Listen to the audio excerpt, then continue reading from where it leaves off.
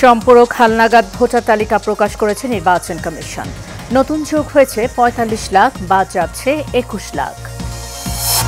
দ্বিপাক্ষিক সফরে কাল মালয়েশিয়া যাচ্ছেন প্রধান উপদেষ্টা। সই হতে পারে প্রতিরক্ষা, জ্বালানি সহ ৫টি বিষয়ে সমঝোতা স্মারক। ক্ষমতায় গেলে প্রথম দিন থেকেই পারফর্ম করবে বিএনপি, জানালেন আমির খসরু। সাংবিধানিক অধিকার ফিরিয়ে দিতে সরকারের প্রতি আহ্বান। এবং সাংবাদিক তুহিন হত্যায় জড়িতদের বিচারের আওতায় আনা হয়েছে, জানালেন স্বরাষ্ট্র উপদেষ্টা। বাকিদের দ্রুত গ্রেপ্তারের আশা।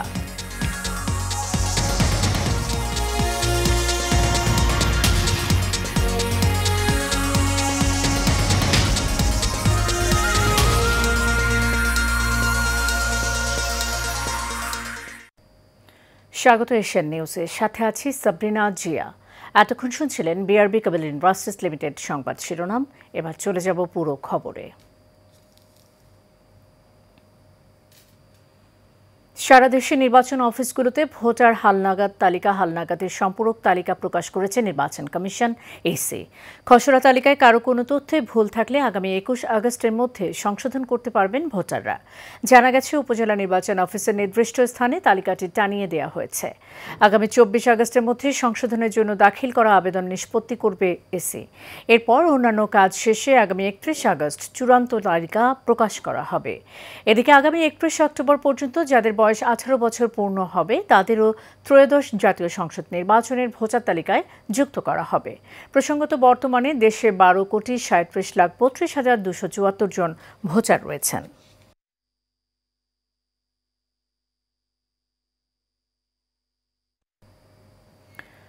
প্রধান উপদেষ্টার মালয়েশিয়া সফরে ৫টির মতো সমঝোতা স্মারক স্বাক্ষর হতে পারে বলে পররাষ্ট্র মন্ত্রণালয় জানিয়েছে। সফরে বিভিন্ন আলোচনায় শ্রমবাজার, রোহিঙ্গা প্রত্যাবাসন, গভীর সমুদ্রের সঠিক ব্যবহার, কৃষিসহ দ্বিপাক্ষিক বাণিজ্যিক সম্পর্কে জোরদার দেওয়া হবে। রাজধানীর ফরেন সার্ভিস একাডেমিতে প্রধান উপদেষ্টার মালয়েশিয়া সফর নিয়ে আয়োজিত ব্রিফিংয়ে এসব তথ্য জানানো হয়। সফর বিষয়ে বিস্তারিত জানান পররাষ্ট্র মন্ত্রণালয়ের ডিজি শাহ আসিফ রহমান। এ সময় প্রধান উপদেষ্টার প্রেস সচিব শফিকুল আলমও উপস্থিত ছিলেন। প্রধান উপদেষ্টা মোহাম্মদ ইউনূস ৩ দিনের সফরে সোমবার মালয়েশিয়া যাচ্ছেন। দেশটির প্রধানমন্ত্রী আনোয়ার ইব্রাহিমের আমন্ত্রণে বাংলাদেশ সরকার প্রধানের এটি ফিরতি সফর। আনোয়ার ইব্রাহিম গত অক্টোবরে মোহাম্মদ ইউনূসের আমন্ত্রণে বাংলাদেশ এসেছিলেন। ব্রিফিংয়ে জানানো হয়, মঙ্গলবার পুত্রজায়ায় মালয়েশিয়ার প্রধানমন্ত্রীর সঙ্গে বৈঠক করবেন প্রধান উপদেষ্টা। সফরে ৫টি সমঝোতা স্মারক স্বাক্ষর হওয়ার সম্ভাবনা রয়েছে। মালয়েশিয়ার সাবেক প্রধানমন্ত্রী মাহাথির মোহাম্মদের সঙ্গেও মোহাম্মদ ইউনূসের সাক্ষাৎ হতে পারে। পররাষ্ট্র উপদেষ্টা মোহাম্মদ তৌহিদ হোসেন, জ্বালানি উপদেষ্টা মোহাম্মদ ফাউজুল কবির খান ও আইন উপদেষ্টা আসিফ নজরুল সহ অন্যান্যরা প্রধান উপদেষ্টার সফর সঙ্গী হতে পারেন। উনি মালয়েশিয়ার প্রধানমন্ত্রী দাতো সেরি আনোয়ার ইব্রাহিমের আমন্ত্রণে মাননীয় প্রধান উপদেষ্টা ডক্টর মোহাম্মদ ইউনূস আগামী ১১ থেকে ১৩ আগস্ট ২০২৫ তারিখে মালয়েশিয়া সরকারি সফর করবেন। এ সফরে মাননীয় প্রধান উপদেষ্টার সাথে একটি উচ্চ পর্যায়ের প্রতিনিধি দল মালয়েশিয়া সফর করবেন। উক্ত প্রতিনিধি দলে মাননীয় পররাষ্ট্র উপদেষ্টা, প্রবাসী কল্যাণ ও বৈদেশিক কর্মসংস্থান বিষয়ক উপদেষ্টা, বিদ্যুৎ, জ্বালানি ও খনিজ সম্পদ বিষয়ক উপদেষ্টা, জাতীয় নিরাপত্তা উপদেষ্টা, প্রধান উপদেষ্টার আন্তর্জাতিক বিষয়ক সংক্রান্ত বিশেষ দূত এবং উচ্চতর সরকারি কর্মকর্তাবৃন্দ অন্তর্ভুক্ত রয়েছেন। এর সাথে আপনার বিডার এক্সিকিউটিভ চেয়ারম্যান স্যারও সাথে সদস্য হিসেবে অন্তর্ভুক্ত আছেন। বিপ্লবের পর যে দেশ যত দ্রুত গণতান্ত্রিক ব্যবস্থায় ফিরে গেছে, সেখানে তত দ্রুতই স্থিতিশীলতা এসেছে বলে মন্তব্য করেছেন বিএনপি স্থায়ী কমিটির সদস্য আমির খসরু মাহমুদ চৌধুরী। দুপুরে রাজধানীর একটি হোটেলে সিপিডি আয়োজিত অন্তর্বর্তী সরকারের ৩৬৫ দিনের পর্যালোচনা শীর্ষক সেমিনারে এসব কথা বলেন তিনি। আমির খসরু বলেন, কেউ জনগণের পক্ষে সিদ্ধান্ত নিতে চাইলে তাদের ম্যান্ডেট নিয়ে আসতে হবে। সরকার গঠন করতে পারলে প্রথম দিন থেকেই পারফর্ম করার প্রস্তুতি নিচ্ছে বিএনপি। এই সরকারের প্রাথমিক দায়িত্ব হল জনগণকে তার সাংবিধানিক অধিকার ফিরিয়ে দেয়া। প্রত্যেকটি দলের নিজস্ব ভাবনা আছে, চিন্তা আছে, দর্শন আছে। সুতরাং সবাই সব মিলিয়ে একমত হবে এমনটা সম্ভব নয় বলেও মন্তব্য করেন আমির খসরু মাহমুদ চৌধুরী।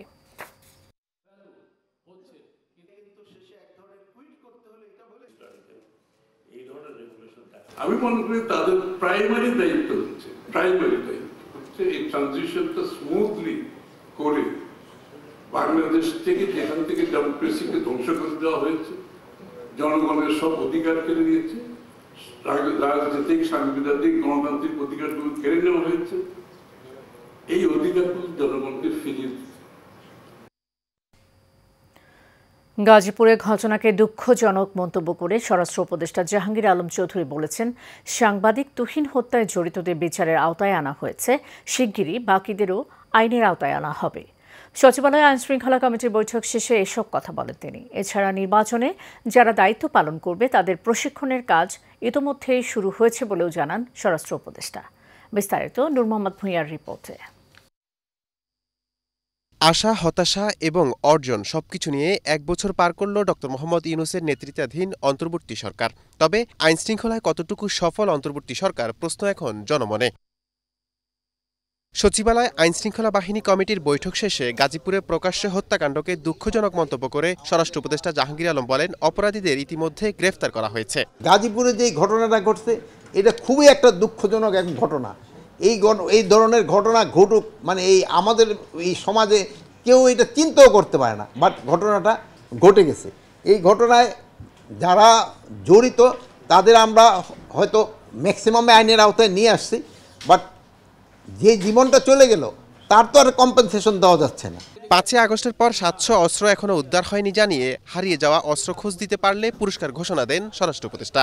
আমাদের যে হাতিয়ারগুলি হারাই গেছে এইগুলির উদ্ধারের জন্য আমরা একটা সার্কুলার দিচ্ছি এবং এখন একটা প্রাইজও ডিক্লেয়ার করতেছি যে ইনফরমেশনটা দিতে পারবে তারা আমরা একটা কত টাকা দিতে পারি, ওরকম একটা নিজেদের ভিতরে আমরা একটা কমিটি করে আমরা হয়তো ২-৪ দিনের ভিতরে হয়তো মিডিয়ায় দিয়ে দিব। যদি আপনারা কেউ খবর দিতে পারেন তো ওই পুরস্কারটা সে পাবে। ৭০০ কত রাজধানী মৎস্য বুঝি আমার না, যেহেতু বিভিন্ন জায়গা থেকে হারাইছে। এছাড়া নির্বাচনকে সামনে রেখে আইনশৃঙ্খলা বাহিনীর প্রশিক্ষণ শুরু হয়েছে বলেও জানান জাহাঙ্গীর আলম চৌধুরী। নির্বাচনের জন্য আমাদের কিন্তু ট্রেনিং মোটামুটি শুরু হয়েছে। নূর মোহাম্মদ ভূঁইয়া, এশিয়ান টেলিভিশন, ঢাকা। গত বছরের ৫ আগস্ট অভ্যুত্থানে রাজধানীর চানখারপুলে ৬ জনকে গুলি করে হত্যার ঘটনায় মানবতা বিরোধী অপরাধের মামলায় ৮ আসামির বিরুদ্ধে সাক্ষ্য গ্রহণ পিছিয়েছে। আগামীকাল সোমবার এই মামলার সূচনা বক্তব্য ও সাক্ষ্য গ্রহণের জন্য দিন ধার্য করেছে ট্রাইব্যুনাল। আজ বিচারপতি মোহাম্মদ গোলাম মর্তুজা মজুমদারের নেতৃত্বাধীন ৩ সদস্যের ট্রাইব্যুনাল ১-এ মামলার সূচনা বক্তব্য ও সাক্ষ্য গ্রহণ শুরু হওয়ার কথা ছিল, তবে তা একদিন পিছিয়ে দিয়েছে ট্রাইব্যুনাল। এর আগে আজ সকালে এই মামলায় গ্রেফতার ৪ আসামিকে ট্রাইব্যুনালে হাজির করা হয়। তারা হলেন শাহবাগ থানার বরখাস্ত হওয়া পরিদর্শক আরশাদ এবং ৩ কনস্টেবল সুজন, ইমাদুল হোসেন ইমন ও নাসিরুল। সাবেক ডিএমপি কমিশনার হাবিবুর রহমান হাবিব সহ অপর ৪ আসামি এখনও পলাতক রয়েছেন। গত ২১ এপ্রিল এই মামলায় ৮ জনকে অভিযুক্ত করে ট্রাইব্যুনালে পূর্ণাঙ্গ প্রতিবেদন দাখিল করে তদন্ত সংস্থা। পরে ১৪ জুলাই আসামিদের অব্যাহতির আবেদন নাকচ করে অভিযোগ গঠন করে বিচার শুরুর নির্দেশ দেন ট্রাইব্যুনাল।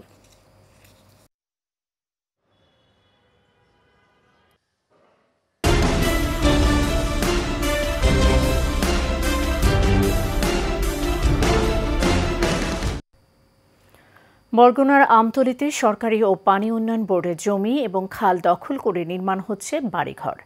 এই খাল ও জমি দখল করে ৩ শেড বাড়ি এবং পাকা ভবন নির্মাণ করছে প্রভাবশালীরা। দ্রুত এ বিষয়ে পদক্ষেপ নেওয়া হবে বলে জানিয়েছেন সংশ্লিষ্টরা। সজীব মিয়া তথ্যচিত্রে বিস্তারিত জানাচ্ছেন শোয়েব সাত্তার লিজন। আমতলী উপজেলার বাজার গাজীপুরে সরকারি খাস জমি ও পানি উন্নয়ন বোর্ডের জমি দখলের প্রতিযোগিতা চলছে। জমি দখলে নিতে কেউ নির্মাণ করছেন দেয়াল, আবার কেউ নির্মাণ করছেন বাসাবাড়ি। গাজীপুর পুলিশ ফাঁড়ির গ্রামীণ সড়কের পূর্ব পাশের খালটি দখলে নিয়ে একাধিক স্থাপনা সহ কালভার্ট দখল করে অবৈধ দেয়াল নির্মাণ করেছে স্থানীয় প্রভাবশালীরা, যে কারণে হারিয়ে যেতে বসেছে খালটি। অবৈধ স্থাপনার বিরুদ্ধে প্রশাসনের কাছে লিখিত অভিযোগ করেও মিলেনি কোনো সুরাহা। এখানে অনেক বড় আছে, অন্তত 50 ফুট আছে এর পাশ। এই খালটার এই পাশে দেওয়াল করে, এই পাশে দেওয়াল করছে, এই পাশে ঘরবাড়ি উড়াইছে, আস্তে আস্তে খালটা এখন চাপিয়ে গেছে। এইটা পর্যায়ক্রমে দুই পাশে বাসাবাড়ি উড়াইয়া রাস্তা সিপে হালাইছে, বুঝছেন? অনেক চর আছে, অনেক। এই যারা এখানে বসত বাড়ি করে এই খালটাও দখল করে ফেলেছে। এখানে প্রায় 40 থেকে 50 ফুটের মতো এই খালটা ছিল, এখন শুধুমাত্র 5 থেকে 6 ফুট হইতে পারে সর্বোচ্চ। তবে এই বিষয়ে দ্রুত পদক্ষেপ নেওয়া হবে বলে জানিয়েছে স্থানীয় প্রশাসন ও পানি উন্নয়ন বোর্ডের কর্মকর্তা। আমাদের আমতলীর অংশে যেগুলো খাল দখল হয়েছে, বিশেষ করে যারা অনেক ক্ষেত্রে দেখা গেছে ব্লক হয়ে গেছে, তো গাজীপুরের যে বিষয়টা এটাও আসলে দেখলাম একেবারেই মানে খালের অনেক ভিতরে চলে গেছে। তো এটা আমরা নিশ্চিতভাবে খুব ভালোভাবে দেখব এবং হলো এটা সরকারের যে বিধিগত ব্যবস্থা আছে সেটাই আমরা গ্রহণ করব। বলতে পারি যে আসলে আমি যদি আপনার কাছে প্রথম জানলাম যে আমরা ওই জায়গার লোক মানে কি বলে আপনার যদি অবৈধভাবে কেউ কিছু করে থাকে আমরা তার বিরুদ্ধে আইনানুগ ব্যবস্থা গ্রহণ করবো। অবৈধ দখলদারিত্বের হাত থেকে সরকারি জমি উদ্ধার ও খাল সংস্কারের দাবি সচেতন মহলের। সোয়াইব সাত্তার লিজন, এশিয়ান টেলিভিশন। বাতজনিত ব্যথার সমস্যায় ভুগছেন দেশের প্রায় 4 কোটি মানুষ। বিশ্বে এই সমস্যায় ভুগছেন প্রতি 5 জনে 1 জন মানুষ। সঠিক সময়ে উপযুক্ত চিকিৎসা করা না গেলে এই রোগে আক্রান্ত মানুষের জীবন হুমকির মুখে পড়েছে। শনিবার রাজধানীর শহীদ আবু সাইদ কনভেনশন সেন্টারে professor Nazrul rheumatology foundation and research ট্রাস্টের পক্ষ থেকে বাত ব্যথার রোগীদের সচেতনতামূলক অনুষ্ঠানে এই তথ্য জানিয়েছেন চিকিৎসকরা। দিনব্যাপী এই আয়োজনে বৈজ্ঞানিক সেমিনারও অনুষ্ঠিত হয়। অনুষ্ঠানে সভাপতিত্ব করেন PNRFR এর চেয়ারম্যান অধ্যাপক ডক্টর মোহাম্মদ নজরুল ইসলাম।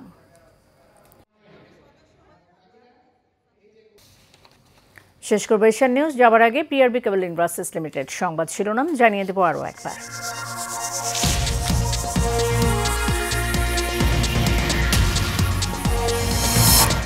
সম্পূরক হালনাগাদ ভোটার তালিকা প্রকাশ করেছে নির্বাচন কমিশন। নতুন যোগ হয়েছে ৪৫ লাখ, বাদ যাচ্ছে ২১ লাখ।